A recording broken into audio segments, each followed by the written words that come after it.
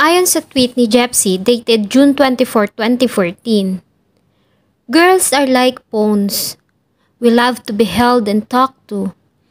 But if you press the wrong button, you will be disconnected." Kinumpara niya ang isang babae sa telepono, na kung saan ay gusto umano natin na laging hinahawakan at kinakausap. Pero kapag umano pinindot mo ang maling button, ay agad kang madidisconnect. Sino ba namang mag-aakala na magkakatotoo ang mensaheng ito? Na dahil sa isang pagkakamali, ay tuluyan ngang na-disconnect hindi lamang ang lalaking kanyang minahal, kundi maging ang kanyang mga kaibigan at pamilya. Na tulad ng isang cellphone, na bigla na lamang na-format ang lahat ng laman at naglaho na parang bula. Hayaan niyo pong isalaysay ko ang kwento ng misteryosong pagkawala ng kababayan nating si Jepsi Amaga Kalungi sa Colorado, USA. Bago ko po simulan ang ating story, sa mga bago po sa channel ko, please hit the subscribe button at pakipindot na rin po ang ating notification bell para ma-notify kayo sa mga bago nating upload na videos. Si Jepsi Amaga Kalungi ay nagmula sa Carmen, Cebu. Nakapagtapos siya sa kursong Bachelor of Science in Information Technology sa Kolehiyo de San Antonio de Padua sa Danao, Cebu. Ang kanyang ina na isa ng widow ay nagtatrabaho sa Hong Kong para sa kanilang 6 na magkakapatid. Katulad ng ibang Filipina, ay nahumaling din si Jepsi sa online dating site, kung saan ay nakilala niya ang nobyo na si Dane Oliver Kalungi. Matagal din umano ang naging long-distance relationship ni Dane at Jepsi, hanggang sa magpasya ang huli na bumisita ng Pilipinas para personal na makita si Jepsi. Ilang beses pa nga umano itong nagpabalik-balik sa ating bansa hanggang sa makapag-process ng fiancé visa si Jepsi. July ng taong 2017 ay nilisan ni Jepsi ang ating bansa at nagtungo ng Colorado Springs, USA para pakasalan ang kanyang nobyo na si Dane Kalungi noong July 20, 2017. Si Dane Kalungi ay pinanganak noong November 23, 1982. Isa itong dating member ng Army at kinasal sa kanyang unang asawa at binayayaan ng isang anak. Ayon sa unang asawa ni Dane na si Elaine Jahan, ay nakaranas umano siya ng domestic abuse kay Dane, kaya naman ay nagpasya siya na hiwalayan ito at makipag-divorce. Nang maghiwalay ang mag-asawa, ay nagtrabaho si Dane sa isang pet store dahil nag-resign na ito sa pagiging army. At isa nga sa mga naging libangan nito ay ang dating app, na kung saan ay nakilala niya si Jepsi Amaga Kalungi. Mabilis lang nakapag-adjust si Jepsi sa Colorado at dahil nga sa palakaibigan ay marami din itong nakilala doon. Ayon sa ina ni Jepsi na si Nanay Margie Amaga na nagtatrabaho noon sa Hong Kong ay lagi umanong tumatawag at nagme-message sa kanya ang anak. Hanggang sa noong March 20, 2019 ay bigla na lamang umano itong hindi nagparamdam, kaya naman ay nag-alala umano siya dito. Maging ang isa sa mga matalik na kaibigan ni Jepsi na si Rani Ramos ay nagtaka din dahil nga sa bigla na lamang umano itong hindi nagparamdam matapos mag-send dito ng message na kung saan ay sinabi nito sa kanya na isa siyang tunay na kaibigan. Tinanong naman ni Rene ang asawa ni Jepsi na si Dane at kinamusta ang kaibigan. Ayon umano dito ay wala na sa Colorado si Dane at umalis na daw umano ito at nakipagkita sa isang kaibigan. Hindi niya umano alam kung sa Chicago o sa Pilipinas. Nang magtanong naman si Nanay Margie tungkol sa anak sa asawa nito, ay ganoon din umano ang sinabi nito sa kanya. April 2, 2019, dahil nga sa wala pa ring nakuhang balita kay Jepsi at maging ang mga social media account nito ay walang update, ay nagpasya si Rene na lumapit sa Colorado Springs Police Department. Nakiusap siya na baka pwede umanong magkandak ang mga ito ng isang welfare check. At kunwento niya sa mga ito ang nangyari at hindi umano siya mapakali hanggat hindi nagkakaroon ng balita sa kaibigan na bigla na lamang umanong hindi nagparamdam. Pinagbigyan naman ito ng Colorado authorities at nagsagawa sila ng nasabing welfare check. Pumunta sila sa apartment ng mag-asawang Jepsy at Dane sa 1900 block of East LaSalle Street, ngunit wala umanong tao doon. Kinausap nila ang manager ng nasabing apartment at nalaman nila mula dito na wala na pala si Dane at lumipat na umano ito ng San Diego, California. Nang hingin nila ang contact number nito ay agad naman nito itong ibinigay. Ayon sa police officer na kumausap kay Dane, noon umanong March 20, 2019 ay nagkaroon sila ng pagtatalo ng asawa at umalis umano ito at dadalaw daw sa isang kaibigan sa Chicago na si Gina. Mula noon ay wala na umano siyang balita tungkol sa asawa. Nang tawagan naman ng mga authorities ang nasabing kaibigan, ay nagulat umano ito at sinabing wala umano silang usapan ni Jepsy na magkikita at wala din umano itong alam kung nasaan ang kaibigan. Tinignan din ng mga authority ang record ng immigration kung umalis ba ng bansa si Jepsy. Ngunit nalaman nila na hindi ito umalis ng Colorado, kaya naman opisyal na nilang nireport na ito ay nawawala. Patuloy namang inimbestigahan ng Colorado Spring Homicide or Assault Unit ang kaso sa misteryosong pagkawala ni Jepsy. Ngunit tila umano sila naghahanap ng karayom sa napakalawak na buhanginan dahil nga sa wala man lang silang makita na kahit na anong makakapagturo kung saan ito nagpunta.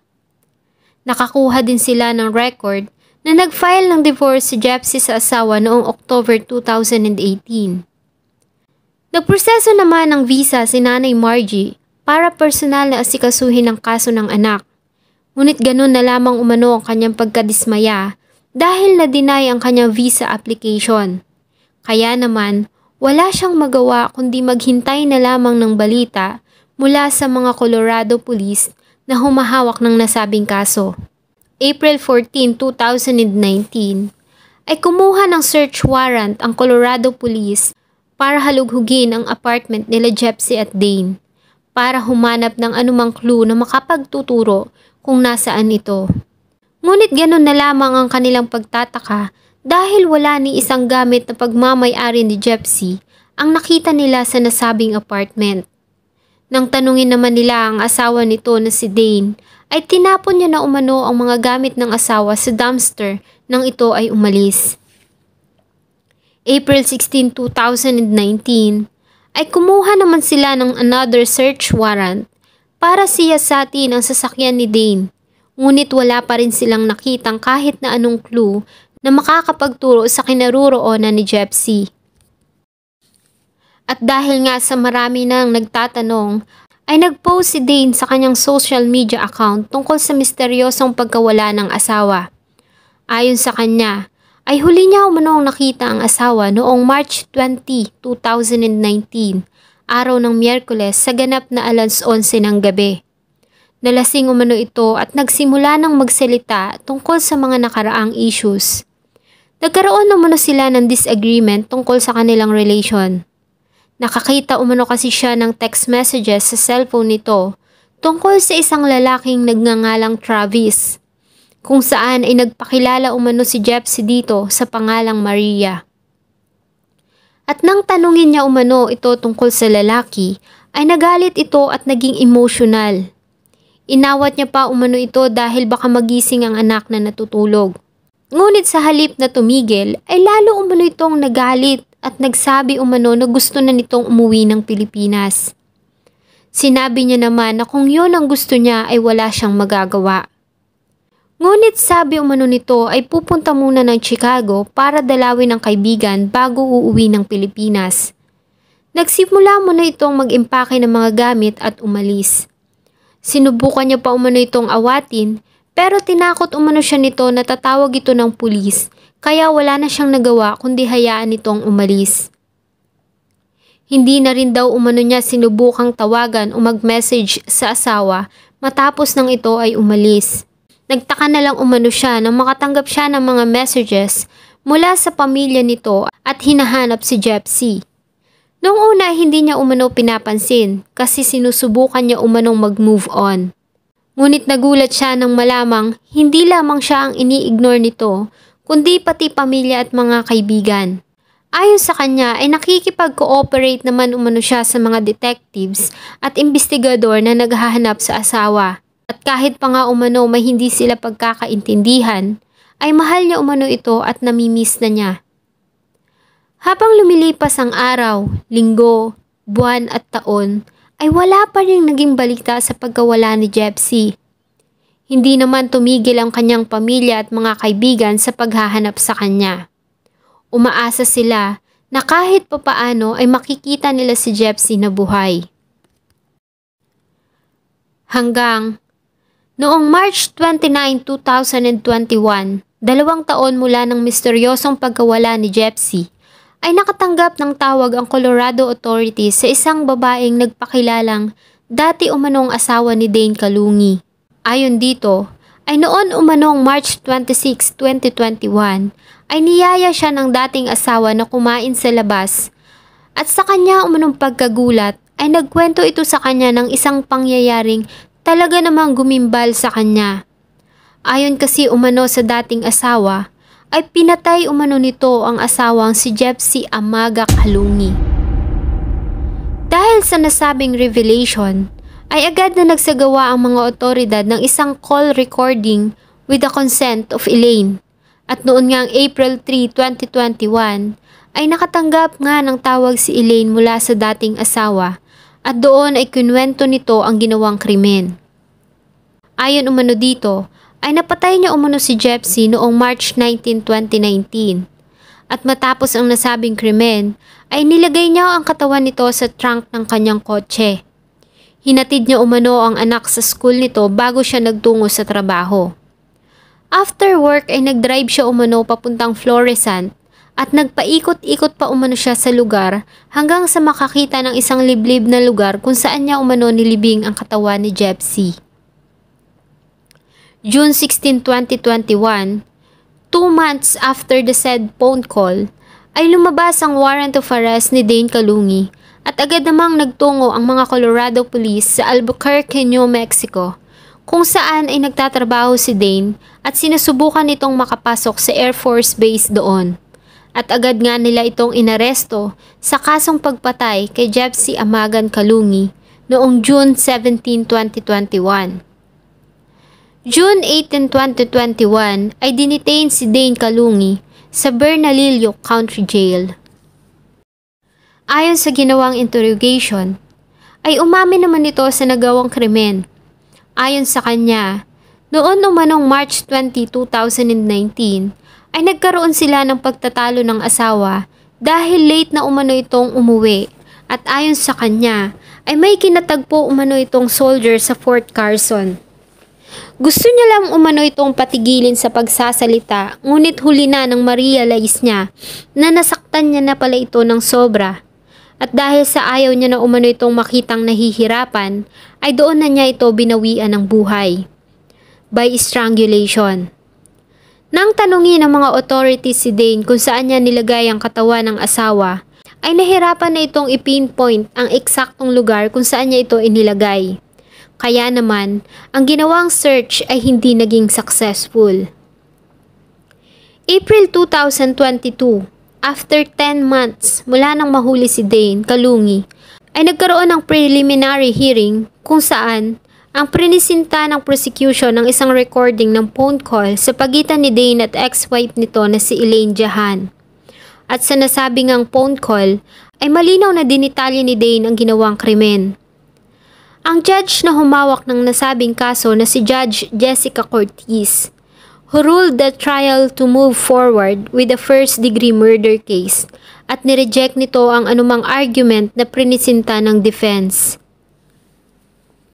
Samantala, ay 3 beses pa na nag-attempt si Nanay Margie para sa kanyang visa application, ngunit na-deny pa rin ito. Ang pre-trial sa kaso ni Dane ay nakaschedule noong September 19, 2022 at October 5, 2022 sa El Paso County. Ngunit sa di binanggit na dahilan ay muli itong na-reschedule sa February 7, 2023. Hanggang ngayon ay hindi pa rin natatagpuan ang katawan ni Jepsy. Dahil sa hindi na umano matandaan ni Dane ang eksaktong lugar kung saan niya ito ibinaon. Ganun pa man, ang pamilya at mga kaibigan ni Dane ay umaasa pa rin na makakamtan nila ang hustisya sa sinapit nito. Nakakalungkot. Dahil ang taong dapat sana ay magiging tagapagtanggol niya at magmamahal sa kanya, ay siya pang walang awang bumawi ng kanyang buhay. Sana ay makamtan na ng ating kababayan ang hustisya at makita na ng pamilya ang kanyang katawan. May your soul rest in peace in our Creator's paradise, Jepsy Amaga Kalungi. Sana po ay nagustuhan nyo ang aking isinalaysay na kwento. Pindutin po ang like button kung ito po ay inyong nagustuhan. And don't forget to leave something about our topic on the comment section. Thank you so much po and see you in my next video.